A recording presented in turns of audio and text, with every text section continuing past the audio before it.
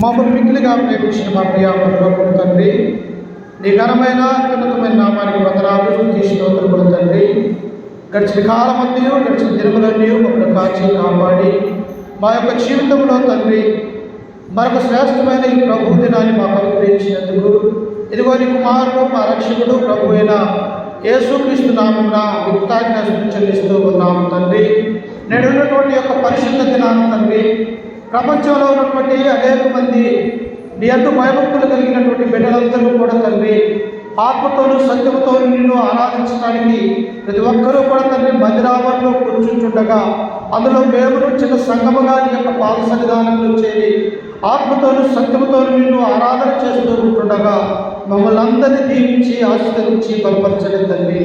ఇదిగో తండ్రి పరిశుద్ధ గ్రంథంలో నుంచి నీ మాటను మేము నేర్చుకుని పోతూ ఉంటుండగా మా ఆత్మ సంబంధమైనటువంటి జీవితానికి పెంపొందించులాగా సహాయం అనుగ్రహించండి తండ్రి. ఇదిగో అంధకార శక్తుల్ని సైతాన్ శక్తుల్ని మీరు దూరపరచండి, లయపరచండి తండ్రి. నీ కృప నీ ప్రేమ మా మీద ఉంచి మాకు సహాయం అనుగ్రహించగలరని ఈ మనమును మా రక్షకుడు మా ప్రభు అయిన క్రీస్తు యేసు నామమున ప్రార్థించి అడిగి వేడుకుంటున్నాము తండ్రి. ఆమేన్.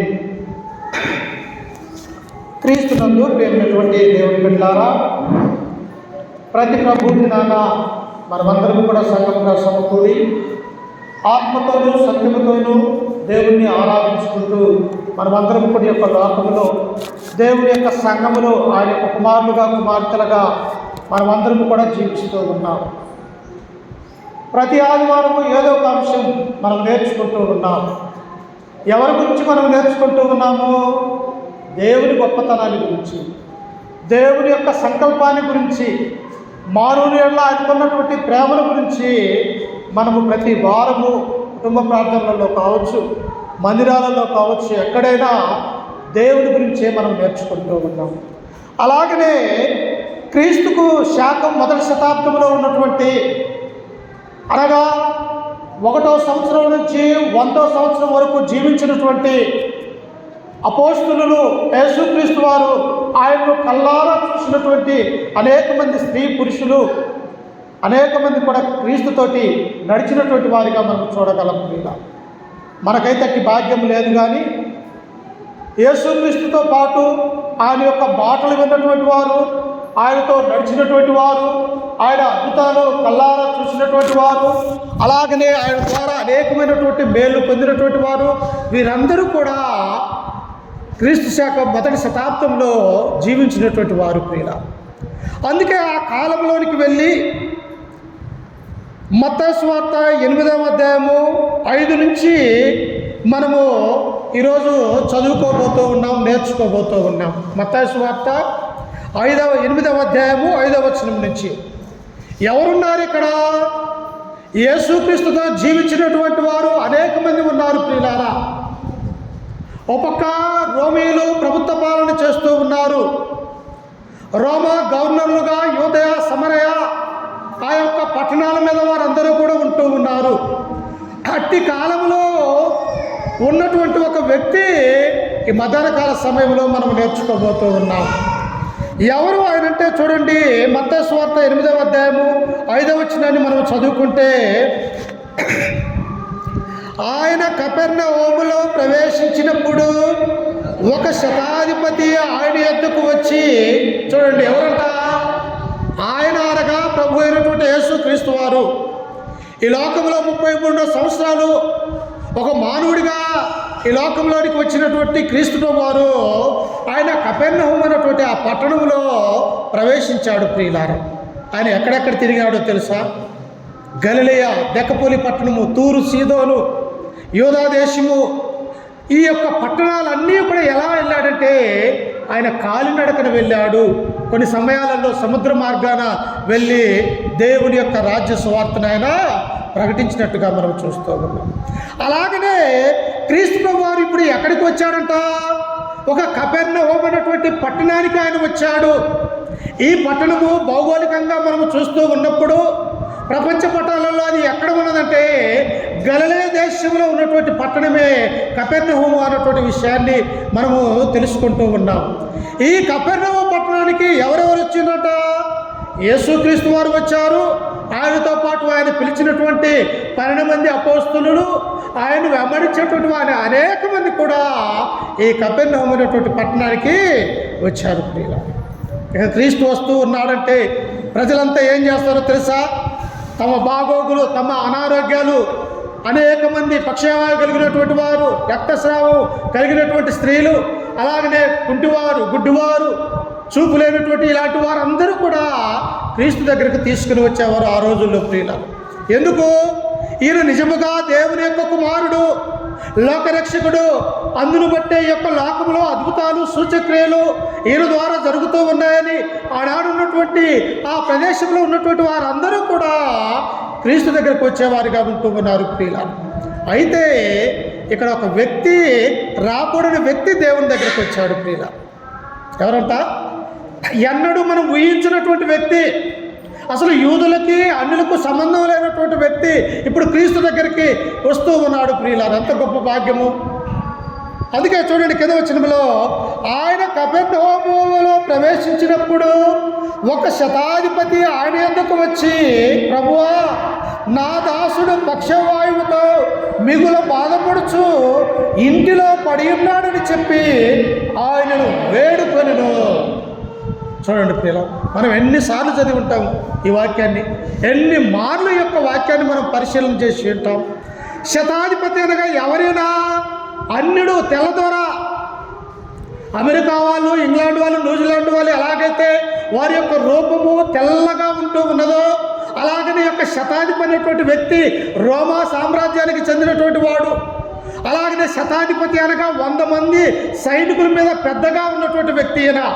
ఈ యొక్క దొరగారు ఎవరి దగ్గరకు వచ్చారు? ఈయన దొర ఆ గలిలయ ప్రాంతానికి గవర్నర్గా ఉన్నాడు, ఒక పక్క శతాధిపతిగా ఉన్నాడు, 100 మంది సైనికుల మీద ఉన్నారు. ఇట్టి శతాధిపతి ఎవరి దగ్గరికి వచ్చాడంటే ఒక క్రీస్తు ప్రభు దగ్గరికి వచ్చాడు ప్రియుల. ఆయన వచ్చి ఏమంటూ ఉన్నాడు? అసలు రావాల్సినటువంటి అవసరం లేదు. ఎందుకు? ఒక గొప్ప ఉద్యోగంలో ఉన్నాడు ఆయన. 100 మంది ఆయన కింద సైనికులు ఉన్నారు. ప్రభుత్వం చేసేదే వారు. అక్కడ రాజకీయ కలాపాలన్నీ నడిపించేది ఆ రోమా సామ్రాజ్యానికి చెందినటువంటి వారిగా ఉంటూ ఉన్నారు. అయితే ఆయన ఇప్పుడు క్రీస్తు దగ్గరికి వస్తూ ఉన్నారు. వచ్చి ఎవరి కోసం వచ్చాడో చూడండి. అక్కడ 6వ వచనంలో, ప్రభువా, నా దాసుడు పక్షవాయువుతో మిగుల బాధపడుచు ఇంటిలో పడి ఉన్నాడు. ఎవరి కోసం వచ్చారు? ఎవరికి కష్టం వస్తే వాళ్ళు హాస్పిటల్కి వెళ్తారు, అంతేనమ్మా. నాకు అనారోగ్యం కలిగితే నేను హాస్పిటల్కి, డాక్టర్ దగ్గరికి వెళ్తాను. అలాగే నాకు శ్రమ వస్తే ఆ బాధ నేను మాత్రమే పడగలుగుతాను. కానీ ఇక్కడ రోమా శతాధిపతి అయినటువంటి ఈ యొక్క వ్యక్తి ఎవరి కోసం వచ్చాడంటే, తన కింద పనిచేసే అనేక మంది జీతగాళ్ళు, పనివాళ్ళు, దాసులు కలిగినటువంటి వాడిగా, గొప్ప ధనవంతుడిగా ఈ యొక్క శతాధిపతిని మనం చూస్తూ ఉన్నాం. అయితే ఈ యొక్క శతాధిపతి తన కోసము దేవుని దగ్గరకు రావట్లేదు, కానీ తన కింద పనిచేసే ఒక కూలివాడి కోసము దేవుని దగ్గరకు వచ్చాడు. మంచివాడా? ఈయన మంచివాడు కాదా? ఎవరి కోసం వచ్చాడు? తన కోసం రాలేదు. తనమేదో స్వస్థత పొందాలని రాలేదు. తన కింద పనిచేసే దాసుని కొరకు, ఇదిగో క్రీస్తు ప్రభు దగ్గరికి వచ్చినటువంటి ఒక గొప్ప అన్యుణ్ణి మనము చూడగలుగుతూ ఉన్నాం ప్రియులారా. రక్షణ పొందాలంటే ఎవరింటికి వెళ్ళాలమ్మా? మనమందరము కూడా దేవుని యొక్క ఇంటిలోనికి రావాలి ప్రియులారా. ఎందుకు? ఆయన ద్వారా మేలు పొందటానికి, ఆయన ద్వారా మనము పాప క్షమాపణ అవి కలగటానికి మనం ఎక్కడికి రావాలి? మనము దేవుని యొక్క ఇంటిలోనికి రావాలి ప్రియులారా. అలాగనే ఈ శతాధిపతి తన దాసుడైనటువంటి ఒక వ్యక్తి పక్షవాయువు అనగా పక్షవాతంతో బాధపడుతున్నాడు ప్రియులారా. పక్షవాతం వచ్చినటువంటి వ్యక్తులు ఎలా ఉంటారు? కాళ్ళు చేతులు పడిపోతాయి, లేవలేనటువంటి స్థితిలో ఉంటారు. వాళ్ళని లేపాలంటే ఒక మనిషి లేపి నడవించలేడు. ఎందుకు? అతను లేవలేడు. తన యొక్క కాళ్ళు చేతులు అన్నీ చచ్చుబడిపోయినాయి. తను ఆహారం తినలేడు, నడవలేడు. ఎవరో ఒకళ్ళు ఎత్తుకొని సహాయం చేసేవారిగా ఉంటూ ఉంటారు. అలాగనే ఒకవేళ ఆహారం తినాలంటే ఎవరో తల్లిదండ్రులు, లేకపోతే చేసుకున్నటువంటి భార్య, లేకపోతే తన అన్నదమ్ములలో ఎవరో ఒకరు తినిపించేవారు ఉంటూ ఉంటారు ప్రియులారా. అందుకనే ఈ యొక్క పక్షవాతం వచ్చినటువంటి యొక్క వ్యక్తి ఈ యొక్క శతాధిపతి యొక్క దాసుడుగా ఉంటూ ఉన్నాడు. ఆ దాసును చూసి తన మనస్సు చలించిపోయినది ప్రియులారా. చూశారా, మనం చూస్తూ ఉంటాం రైల్వే స్టేషన్లలో, బస్ స్టాండ్లలో అనేక మంది వాళ్ళని చూస్తేనే మన యొక్క మనస్సు ఎంతో హృదయం బాధపడుతూ ఉన్నది ప్రియులారా. అలాగనే యొక్క శతాధిపతి కూడా తన దగ్గర ఇన్ని సంవత్సరాలు పనిచేసినటువంటి ఈ యొక్క వ్యక్తికి పక్షవాతం వచ్చి లేవలేకుండా తన ఇంటిలోనే మంచంలోనే పడి ఉన్నాడు. కాబట్టి ఏ హాస్పిటల్కి వెళ్ళినా, ఎక్కడికి వెళ్ళినా ఈ యొక్క జబ్బు నయం కాలేదని ఎన్నో చోట్లకు తీసుకొని వెళ్ళుంటాడు ప్రియులారా. కానీ ఎక్కడ కూడా ఆ యొక్క జబ్బు నయం కాలేదు. చూసారా, పక్షవాతం వచ్చినటువంటి వ్యక్తికి సామాన్యంగా నయం కాదు ప్రియులారా. కొన్ని సంవత్సరాలు మాత్రం, కొన్ని నెలలే బ్రతుకుతారు, ఆ తర్వాత మరణిస్తారు ప్రియులారా. కానీ యొక్క శతాధిపతి ఆలోచించాడు, ఎక్కడ బాగుపడతాడు, ఎక్కడికి వెళ్తే నా యొక్క దాసుడు బాగుపడతాడని ఆలోచన కలిగి, ఇదిగో యూదా దేశంలో పుట్టినటువంటి ఒక మహోన్నతుని యొక్క కుమారుడు మన కపెర్నహూము అనేటువంటి పట్టణానికి వస్తూ ఉన్నాడు కనుక నేను అక్కడికి వెళ్ళి నా దాసుడి గురించి చెబితే ఆయన బాగు చేయొచ్చు అన్నటువంటి ఒక గొప్ప విశ్వాసము ఈ శతాధిపతి కలిగి ఉన్నాడు ప్రియుల. నిజంగా విశ్వాసం అనేది ఎలాంటిది విశ్వాసము? రోమా 10:17 అంటాడు, కాగా వినుట వలన విశ్వాసము కలుగును. ఈ శతాధిపతి క్రీస్తుని గురించి విన్నాడు ప్రియులారా. ఎప్పుడైతే క్రీస్తు గురించి విన్నాడో, ఆ కపెర్నహూము పట్టణము వస్తున్నాడని తెలుసుకున్నాడో, తన దాసుడి దగ్గరికి వెళ్ళినాడో, ఆ దాసుడు మరి క్రీస్తు దగ్గరికి వచ్చి ఉన్నాడు ప్రియులారా. క్రీస్తు దగ్గరికి వచ్చి ఆయన ఏం మాట్లాడుతూ ఉన్నాడు? అయ్యా, నా పనివారులలో, నా దాసులలో ఒకడికి పక్షవాతం అనేది వచ్చింది, అతడు నడవలేక తన ఇంటిలోనే పడి ఉన్నాడు దేవా అని చెప్పేసి క్రీస్తుని శతాధిపతి అడిగినప్పుడు చూడండి, కింద వచనంలో ఏమని ఉన్నదో, 7వ వచనం, 7వ వచనం, 8వ అధ్యాయం 7వ వచనం. యేసు నేను వచ్చి వాడిని స్వస్థపరచదనని అతనితో చెప్పగా. చూశారు పిల్ల, నీకున్నటువంటి జబ్బు నయం కావాలంటే మనం డాక్టర్ దగ్గరికి వెళ్ళాలి. అక్కడికి వెళ్తే అతడు ఎక్స్రేలు, రక్త పరీక్ష ఇలాంటివన్నీ తీసి నీకేం జబ్బు ఉన్నదో ఆ జబ్బు నయం కావటానికి ఏమిస్తాడు ఆయన? మందులు ఇస్తాడు ప్రియుల. ఆ మందులు సమయానికి వేసుకునే వారిగా ఉండాలి.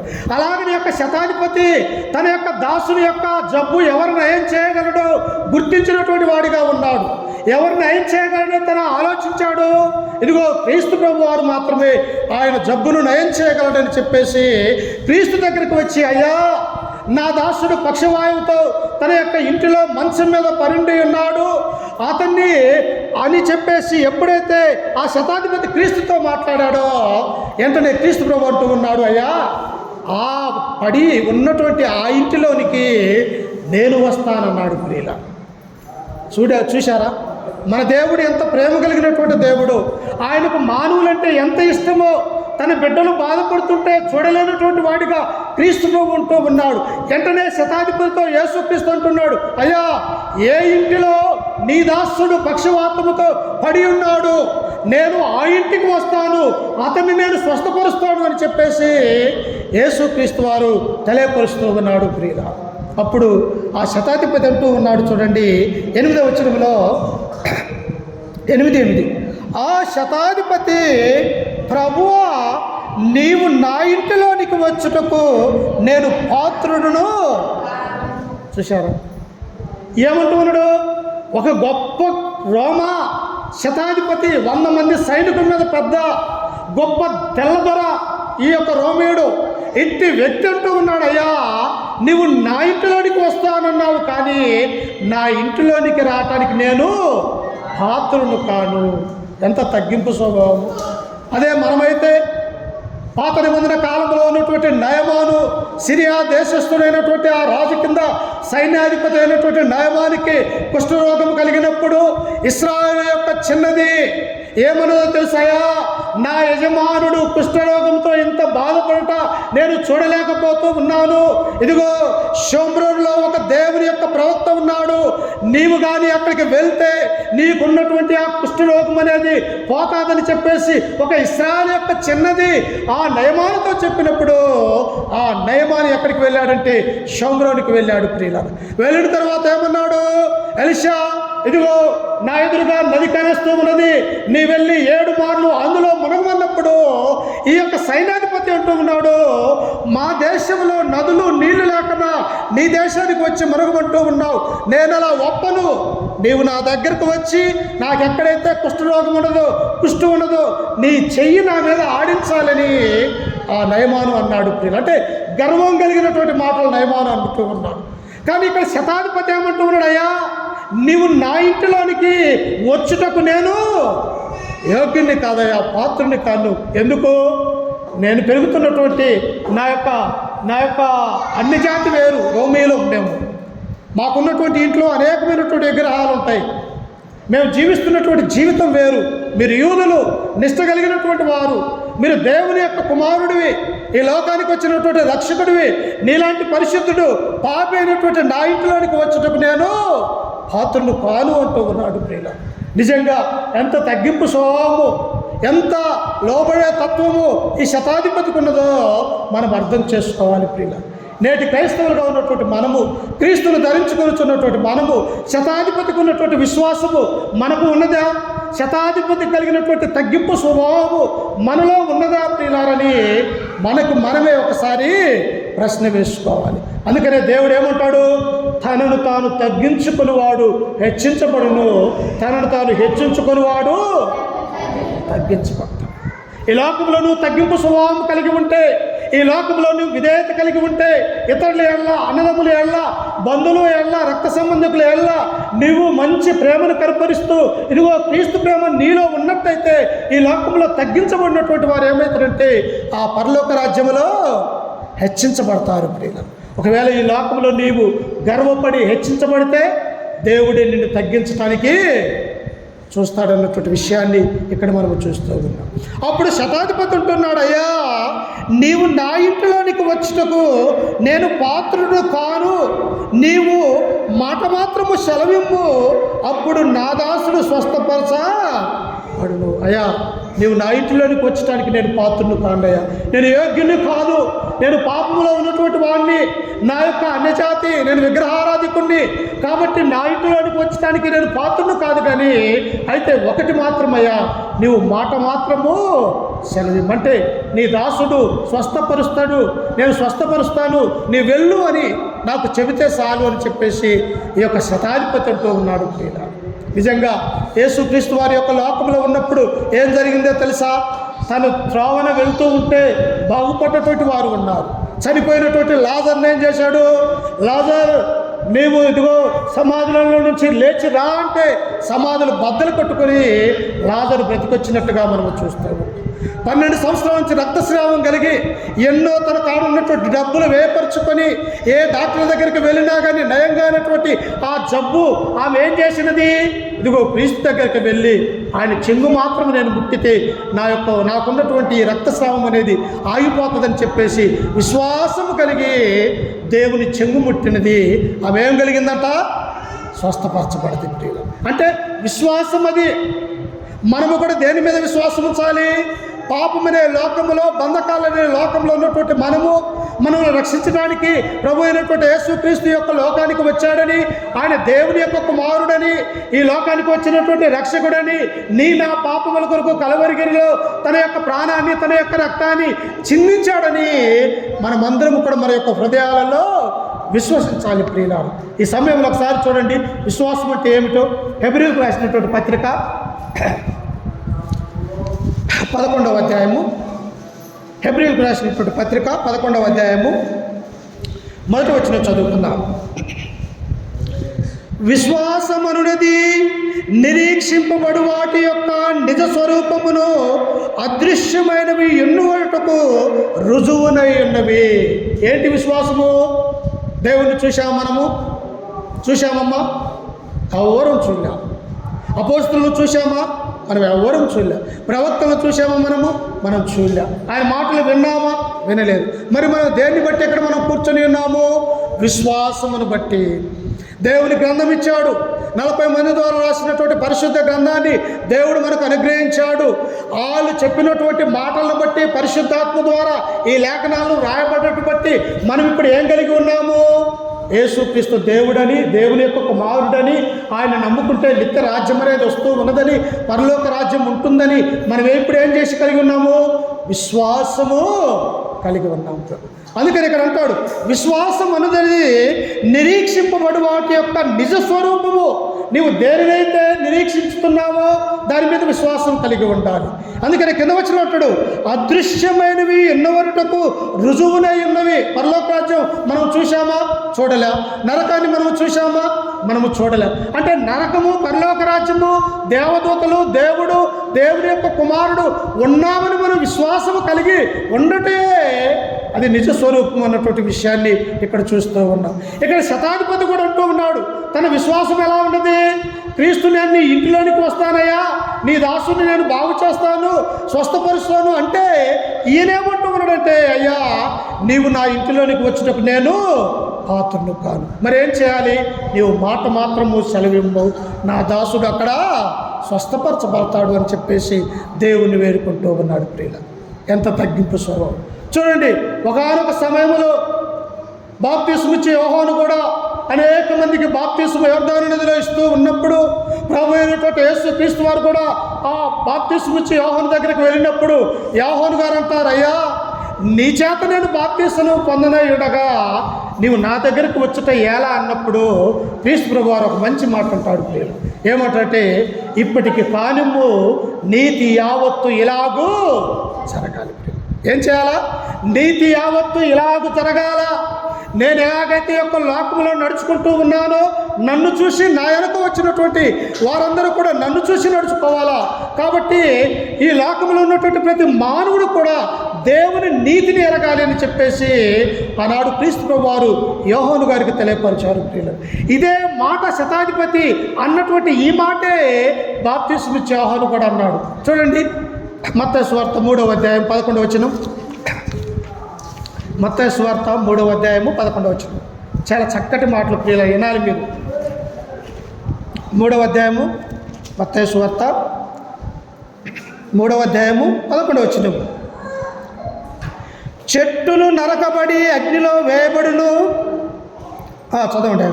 మారు మనస్సు నిమిత్తము నేను నీళ్ళల్లో మీకు బాప్తిస్మం ఇచ్చుచున్నాను, అయితే నా వెనక వచ్చుచున్నవాడు నాకంటే శక్తిమంతుడు, ఆయన చెప్పులు మోయటకైనను నేను పాత్రను.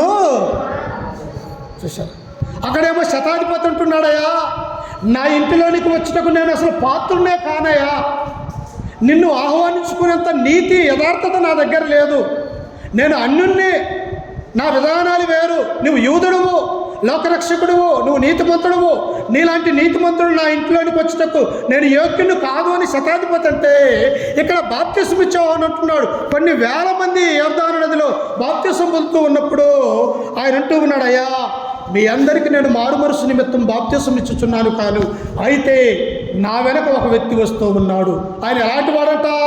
ఆయన శక్తిమంతుడు. ఎలాంటి శక్తో తెలుసా? ఆయనది సముద్రం మీద గాలి ఆగమంటే ఆగిపోవాలా. ఎలాంటి శక్తి అయింది? అలలు వచ్చి పడవల్ని అవన్నీ కూడా కొట్టుకొని పోతుంటే గాలిని, సముద్రాన్ని నిమ్మలింపజేసినటువంటి వ్యక్తి ఆయన యొక్క శక్తి. ఆయన మాట సెలవీయగా ఈ భూమి వచ్చినది, ఆయన మాట సెలవీయగా ఆకాశము, సూర్య నక్షత్రాలు అన్నీ కలగజేసినటువంటి దేవుడు. అందుకనే యోహాను అంటున్నాడు, అయ్యా నేను మీకు మారు మనస్సు నిమిత్తం మీకు బాప్తిస్మం ఇచ్చాను, కానీ నా వెనక ఒక వ్యక్తి ఉన్నాడు. ఆయన ఎలాంటి వాడంతా? ఆయన శక్తిమంతుడు, మరణాన్ని జయించి తిరిగి లేచినటువంటి గొప్ప శక్తిమంతుడు ఆయన. ఇంకా ఎలాంటి వాడో చూడండి అక్కడ, ఆయన నాకంటే శక్తిమంతుడు, ఆయన చెప్పులు మోయటకైనను నేను పాత్రుడును. చెప్పులు ఎవరు మోస్తారమ్మా? ఎవరు మోయరు. ఒకరోజు అన్నమైన పెడతాము కానీ, కావాల్సింటే డబ్బులైన ఇస్తాము కానీ, ఏ సహాయమైనా చేస్తాం కానీ, రే అక్కడ చెప్పులు ఉన్నాయి తీసుకురమ్మంటే ఎవరైనా తెస్తారా? తీసుకురా. ఎందుకు? కానీ ఇక్కడ బాప్తిస్మం ఇస్తావు అని అంటున్నాడు. అయ్యా ఒకవేళ నేను ఆయన చెప్పులు మోయటానికి ఒకవేళ నన్ను పిలిస్తే నేను మోస్తాను, కానీ ఆయన చెప్పులు పట్టుకోవటానికి కూడా నేను యోగ్యుని కానంటున్నాడు. ప్రియుల, ఎప్పుడు వస్తాయి ఇలాంటి మాటలు మనకి? దేవుని నమ్ముకున్నప్పుడు, దేవుని యందు భయభక్తులు కలిగి ఉన్నప్పుడు, ఆయన త్రోవలలో నడిచినప్పుడు, ఆయన యొక్క మార్గంలో మనం సరిగా ఈ లోకంలో జీవిస్తూ ఉన్నప్పుడు అట్టి మాటలు వస్తూ ఉన్నాయి ప్రియుల. అపోస్తులైనటువంటి పౌలు అంటున్నాడు, ఏమన్నాడు తెలుసా? ఇదిగో అపోస్తులందరికంటే నేను కడమ అపోస్తులుగా ఉన్నాను. ఎలాంటి వాడట? ఇదిగో నాకంటే ముందున్నటువంటి అపోస్తులందరికంటే నేను చిన్నవాడిని అంటూ ఉన్నాడు. కానీ ఆయన తిరిగినటువంటి సువార్త సేవ కొన్ని వేల కిలోమీటర్లు, కొన్ని లక్షల మందిని క్రీస్తులోనికి నడిపించినటువంటి ఆ వ్యక్తి అంటున్నాడు, నేను అందరికంటే చిన్నవాడిని అంటూ ఉన్నాడు ప్రియ. అందుకే ఇక్కడ శతాధిపతి కూడా అంటూ ఉన్నాడు, అయ్యా నీవు నా ఇంట్లోనికి వచ్చుటకు ఎవరంట? నేను యోగ్యుణ్ణి కాను. మరి ఎట్లా? చూడండి ఇక్కడ కింద వచ్చిన 9వ వచనము, నేను కూడా అధికారమునకు లోబడిన వాడను, నా చేతి కింద రాను వారున్నారు. నేను ఒకరిని పొమ్మంటే పోవును, ఒకరిని రమ్మంటే వచ్చును, నా దాసుని ఈ పని చేయమంటే చేయను అని ఉత్తరం ఇచ్చెను. నేను ఎలాంటి వాడినో తెలుసా? రోమేయుణ్ణి, తెల్లదోరని. నా కింద అనేక మంది, వందల మంది పనివారు ఉన్నారు. అంతమంది పనివారుంటే ఈ శతాధిపతి దేవుణ్ణి ఎత్తుక్కుంటూ కపెర్నహూము పట్టణానికి వచ్చాడు. మనమైతే ఏం చేస్తాం? కుర్చీ మీద కూర్చొని, రే నువ్వు ఎర్రగొండపాలెం వెళ్ళు, నువ్వు ఒంగోలు వెళ్ళు, ఇదిగో నువ్వు చేయలేక వెళ్ళు, నువ్వు ఈ పని చేయి, నువ్వు ఆ పని చేయని మనమైతే ఆర్డర్లు ఇచ్చేవాళ్ళం ప్రియులు. కానీ శతాధిపతి దేవునితో అంటున్నాడు, అయ్యా నా చేతి కింద సైనికులు ఉన్నారు, నా చేతి కింద పనిచేసే వందల మంది దాసులు ఉన్నారు. నేను ఒకరిని పొమ్మంటే పోవును, ఒకరిని రమ్మంటే రావును, నా యొక్క ఉద్యోగం అలాంటిది అని శతాధిపతి అంటూ ఉన్నాడు ప్రియుల. ఆ శతాధిపతిని ఆ మనసులో ఉంచుకుంటే మరి మన బ్రతుకులు ఎంత? ఒకసారి ఆలోచించండి. ఒక పూట ఉండి మరొక పూటకు లేనటువంటి బ్రతుకులు మన ప్రియుల. ఇట్టి శతాధిపతే దేవుడంటే భయము, భక్తి, విశ్వాసము కలిగి తన యొక్క ఉద్యోగాన్ని కూడా అతను పక్కన పెట్టుకొని నా దాసుని నేను బాగు చేసుకోవాలని చెప్పేసి క్రీస్తు దగ్గరకు నడిచినటువంటి ఆ గొప్ప వ్యక్తి గురించి దేవుడు తన గ్రంథంలో రాయించాడు ప్రియుల. మరి నీవు నేను అట్టి విశ్వాసము, అట్టి విధేయత, అట్టి యథార్థమైనటువంటి గుణలక్షణాలు ఉన్నవాళ్ళేవని మనల్ని మనం పరీక్షించుకోవాలి ప్రియుల. అప్పుడు దేవుడు అంటూ ఉన్నాడు, చూడండి 10వ వచనంలో, యేసు ఈ మాట విని ఆశ్చర్యపడి, చూశారా అసలు ఆశ్చర్యకరుడు ఎవరు? మన దేవుడు ఆశ్చర్యకరుడు. ఎందుకు? మనకు కంటికి కనిపించి మన చెవులకి గోచరం కానటువంటి సంగతులు అనేకం మన దేవుడు చేశాడు. కానీ ఇక్కడ దేవుడు అంటూ ఉన్నాడు, ఆ మాటకు యేసుక్రీస్తు వారు ఏమంటున్నట్టే ఆశ్చర్యపడ్డాడు. అయ్యో ఏంటి, ఈ శతాధిపతిగా ఉన్నాడు, తెల్లదొరగా ఉన్నాడు, ఇతని కింద కొన్ని వందల మంది దాసులు ఉన్నారు, రాను వారు ఉన్నారు, ఇట్టి వ్యక్తి నేను నీ ఇంట్లోకి వస్తానంటే ఏమంటున్నట్టే నేను పాత్రుడు కానంటున్నాడే. ఏంటి ఇతనికి ఉన్నటువంటి విశ్వాసము, ఇతనికి ఉన్నటువంటి భక్తి ఏంటి అంటే, భక్తి ఏం చేస్తుందంటే పిల్లరా ధైర్యాన్ని కలిగజేస్తూ ఉన్నది. ఏం చేస్తుందట? భక్తి ధైర్యాన్ని పుట్టిస్తూ ఉన్నది.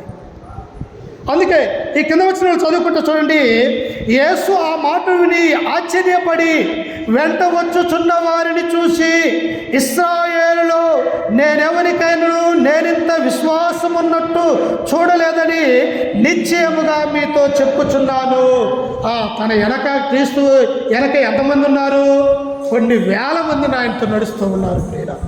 అప్పుడు వెనక్కి తిరిగి క్రీస్తు ప్రభువారు అంటున్నారు, ఓ ఇశ్రాయేలులారా, ఇదిగో 12 గోత్రాలలో నివసించుతున్న వారులారా, నా వెంబడి నడుస్తూ ఉన్నారు, నా అద్భుతాలు చూస్తూ ఉన్నారు, నేను చేసే కార్యాలు చూస్తూ ఉన్నారు, కానీ మీలో ఇట్టి విశ్వాసము నేను ఎన్నడూ చూడలేదంటూ ఉన్నాడు ప్రియుల.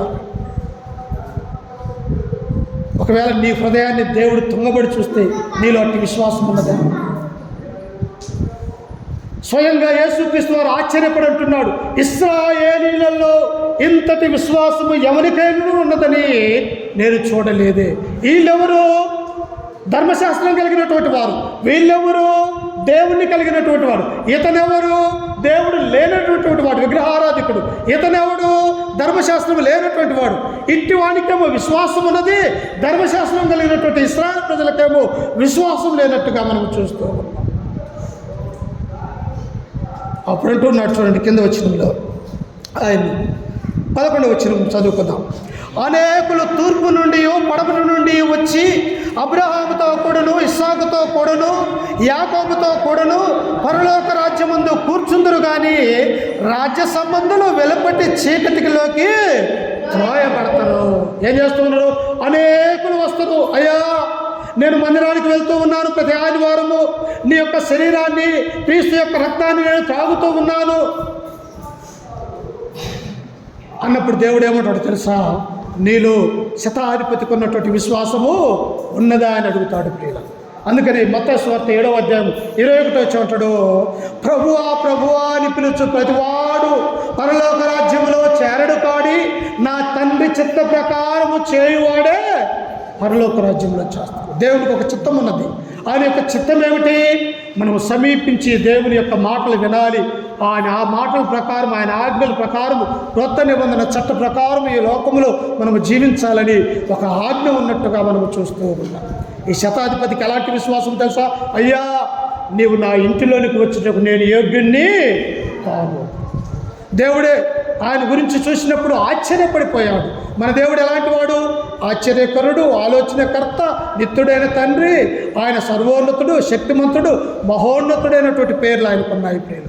అట్టి వాడే శతాధిపతికి ఉన్నటువంటి విశ్వాసాన్ని చూసి ఆశ్చర్యపోతూ ఉన్నాడు ప్రియులు.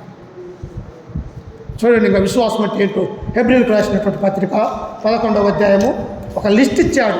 విశ్వాసం కలిగి ఉంటే ఏం జరుగుతుందో. హెబ్రీయులకు రాసినటువంటి పత్రిక 11వ అధ్యాయము